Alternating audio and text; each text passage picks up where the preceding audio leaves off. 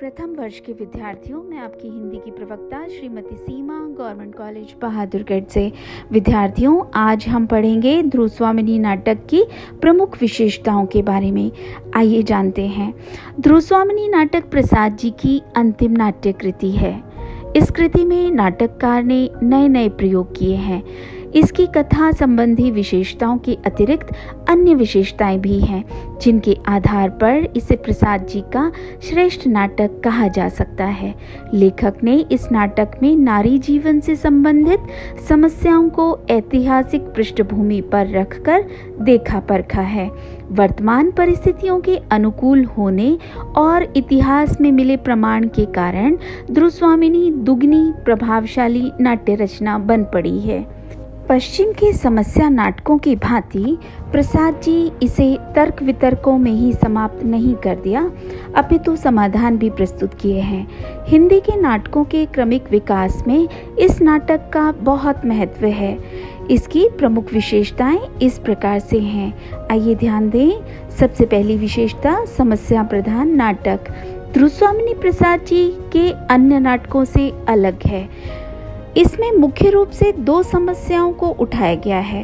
प्रथम समस्या नारी मुक्ति की समस्या है। नारी संबंधी ये समस्या कोई नई समस्या नहीं है, अपितु ये आदिकाल से चली आ रही समस्या है।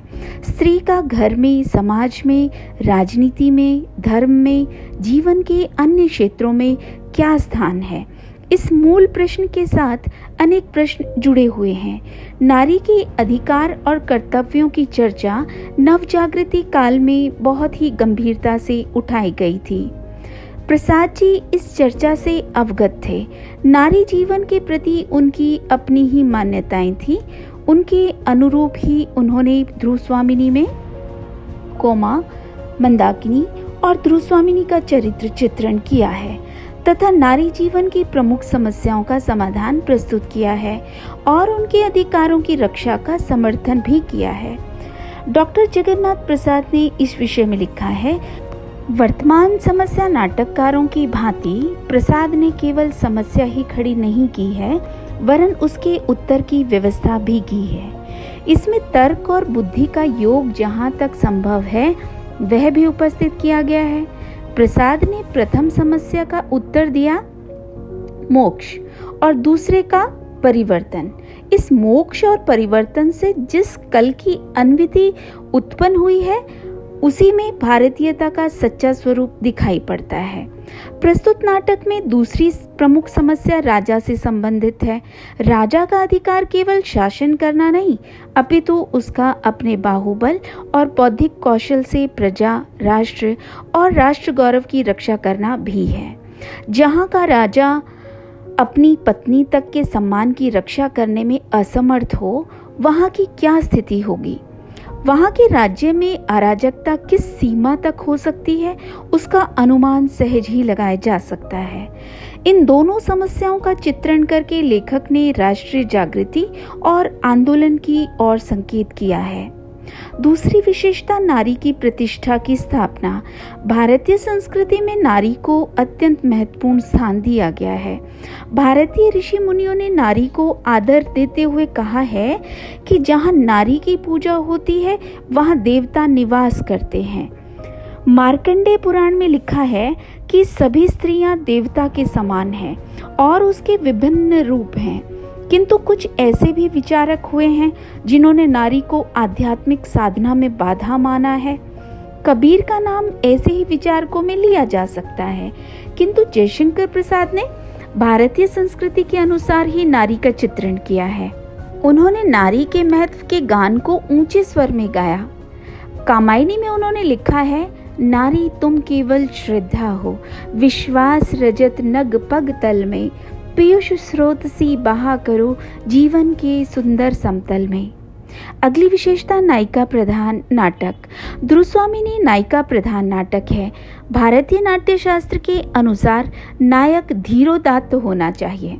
वह मधुर, त्यागी, विनीत, प्रियवद, अभिजात, स्थिर, युवा, प्रज्ञावान, उत्साही, तेजस्वी और दृढ़ प्रतिज्ञ होना चाहिए।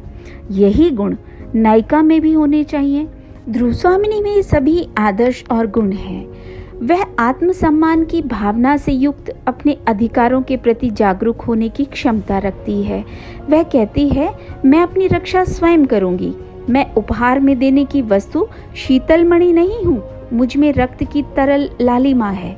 मेरा हृदय उष्ण है और उसमें आत्मसम्मान की ज्योति है। उसकी रक्षा मैं ही करूंगी। वह चंद्रगुप्त को प्रेरित करती हुई कहती है, कुमार, तुम्हारी जिह्वा पर कोई बंधन नहीं। कहते क्यों नहीं कि मेरा यही अपराध है कि मैंने कोई अपराध नहीं किया। झटक तो इन लोह श्रृंखलाओं को। ये मिथ्या ढोंग कोई नहीं सहेगा। तुम्हारा क्रुद्ध दुर्दैव्य भी नहीं। वह रामगुप्त को उसकी कायरता और क्लीवता के लिए ललकारती है। वह पुरोहित को भी अपने अधिकारों के प्रश्नों से निरुत्तर कर देती है। अतः इन सभी विवेचनों से स्पष्ट है कि ध्रुवस्वामिनी नायिका प्रधान नाटक है। अगली विशेषता, इतिहास और कल्पना का मिश्रण। ध्रुवस्वामिनी के कथानक की दूसरी प्रमुख विशेषता इतिहास और कल्पना का सुंदर समन्वय है। इस नाटक की प्रमुख कथा पूर्णतः इतिहास पर आधारित है, किंतु फिर भी नाटककार ने कई स्थलों पर कल्पना का सहारा लेकर उसमें विभिन्न रंग भरे हैं। प्रसाद जी ने जिन काल्पनिक घटनाओं की योजना की है, उनसे नाटक की प्रमुख घटनाओं की ऐतिहासिकता को कहीं भी ठेस नहीं पहुंचती। कोमा, मंदाकिनी, शिखर स्वामी आदि सब काल्पनिक पात्र हैं। रामगुप्त के स्वभाव को भी कल्पना से उभारा गया है। कोमा का प्रणय प्रसंग भी प्रसाद जी की रंगीन कल्पना का परिणाम है। ये कल्पना कहीं भी नाटक की ऐतिहासिकता को चोट नहीं पहुंचाती, अपितु ऐतिहासिक घटनाओं को पूर्ण रूप से उजागर करने में सहायक सिद्ध हुई है। अगली विशेषता, अंतर्द्वंद तथा बहिर्द्वंद। एक अच्छे नाटक में पात्रों के अंतर्द्वंद के साथ साथ बहिर्द्वंद भी दिखाया जाता है। इसलिए नाटककार को मनोविज्ञान वेत्ता भी होना चाहिए, ताकि वह अपने नाटक के पात्रों के हृदय के संघर्ष को प्रस्तुत कर सके। प्रसाद जी एक सफल नाटककार होने के साथ साथ मनोविज्ञान के महान पंडित थे। इसलिए उनके नाटकों के सभी पात्र मनोविज्ञान पर आधारित हैं। ध्रुवस्वामिनी नाटक में भी प्रायः सभी प्रमुख पात्रों में आदि से अंत तक अंतर्द्वंद चलता रहता है। उनके हृदय में दो विरोधी भावों की स्थिति और उसके परिणाम स्वरूप संघर्ष का दर्शन होता है। सर्वप्रथम नाटक में नायिका के संबंध में विचार करें तो पता चलेगा कि वह रामगुप्त की उपेक्षिता पत्नी है, अतः उसका मन अशांत रहता है। वास्तव में वह चंद्रगुप्त की वाग्दत्ता पत्नी है। वह उसके प्रति आकृष्ट भी है। रामगुप्त उसे बलपूर्वक अपनी पत्नी बना लेता है, किंतु उसका प्रेम नहीं प्राप्त कर सका। रामगुप्त की कायरता एवं क्लीवता के कारण ध्रुवस्वामिनी उसे समुचित आदर नहीं दे सकी। फिर भी वह भारतीय नारी का आदर्श सामने रखे हुए है तथा दूसरी ओर कुमार के प्रति प्रगाढ़ प्रेम। इस प्रकार वह अंतर्द्वंद से ग्रसित नारी पात्र है। इसी प्रकार कोमा के मन में भी अपने प्रियतम को लेकर आदि से लेकर अंत तक अंतर्द्वंद चलता रहता है। इस प्रकार प्रसाद जी ने अपने सभी प्रमुख पात्रों में अंतर्द्वंद की सृष्टि की है। उन्होंने असत्य की पराजय और सत्य की विजय दिखाकर भारतीय परंपरा का पालन किया है। घटनाओं का घात प्रतिघात ही बाह्य संघर्ष है, जो अंतः संघर्ष की ही देन होता है। प्रस्तुत नाटक के तीनों अंक, विशेषतः अंतिम अंक, बाह्य संघर्ष से परिपूर्ण है। निष्कर्ष ये है कि प्रसाद जी ने अंतर्द्वंद के समुचित सम्मिश्रण से अपनी नाटकीय प्रतिभा व्यक्त की है। इस दृष्टि से वह एक सफल नाट्यकृति है। अगली विशेषता, भारतीय संस्कृति का चित्रण। ध्रुवस्वामिनी शीर्षक नाटक में श्री जयशंकर प्रसाद ने भारतीय संस्कृति की झांकी प्रस्तुत की है। डॉक्टर द्वारिका प्रसाद सक्सेना ने लिखा है, जयशंकर प्रसाद भारतीय संस्कृति के अनन्य पुजारी थे। वे भारतीय विचार प्रणाली, तत्वचिंतन, जीवन पद्धति, नैतिक दृष्टिकोण आदि के समर्थक थे। वे चाहते थे कि नाटकों के माध्यम से वे ऐसे विचारों का प्रचार और प्रसार अधिक मात्रा में करें, ताकि भारतीय जनजीवन उत्तरोत्तर उन्नति की ओर अग्रसर हो। भारतीय मान्यताओं और सिद्धांतों में जनता की आस्था बराबर बनी रहे। ध्रुवस्वामिनी शीर्षक नाटक में प्रसाद की यह सांस्कृतिक चेतना अपनी संपूर्णता के साथ प्रकट हुई है। उसमें भारतीय जीवन पद्धति एवं उदात्त सांस्कृतिक विचारधारा का अत्यधिक रूप में चित्रण हुआ है। चंद्रगुप्त एवं ध्रुवस्वामिनी का जीवन उनका आदर्श है। अगली विशेषता अभिनेता एवं रंगमंचीयता। प्रसाद के अन्य नाटकों की अपेक्षा ध्रुवस्वामिनी में यह विशेषता अधिक दिखलाई पड़ती है। प्रसाद के अन्य नाटकों में भारी भरकम ऐतिहासिक दृश्य प्रस्तुत किए गए हैं जिन्हें रंगमंच पर दिखाना संभव नहीं, किंतु ध्रुवस्वामिनी एक लघु आकार का नाटक है जिसे आसानी से मंचित किया जा सकता है। इसमें केवल 3 अंक हैं और उनमें सीमित कथा अथवा घटनाएं हैं। संवाद भी अधिक लंबे और कठिन नहीं हैं। इन्हें सरलता से बोला और समझा जा सकता है।